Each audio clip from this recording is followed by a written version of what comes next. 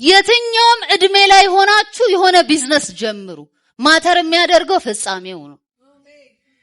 ከነገር ጅማሬ ፍጻሜ ይሻላል። የምንኖረው እንደ ክርስቲያን ለሆነ ፍጻሜ ነው። ፍጻሜ የሌለው ህይወት፣ መጨረሻ የሌለው ጉዞ ከንቱነት ነው፣ ማባከን ነው። ወገኖቼ ሁሉ ጊዜ በዚህ ማለዳ ይሄን እንድታስቡ ደግሞ ፈልጋለሁ።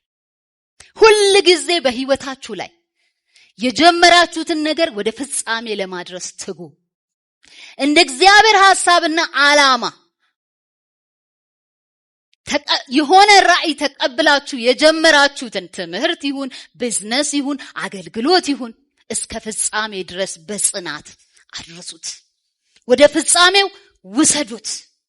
እግዚአብሔር ደስ የሚሰኘው በሚጀምሩት ሳይሆን በሚጨርሱት ነው። ጀምረህ እምትተው ከሆነ ብዙ ነገር እግዚአብሔር በዛ አይከብርም።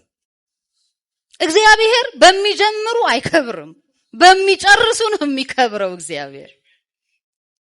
ለዛ ነው ጳውሎስ እዚህ ጋር የኋላዬን እየረሳው አለ የፊቴን ለመያዝ እዘረጋለሁ።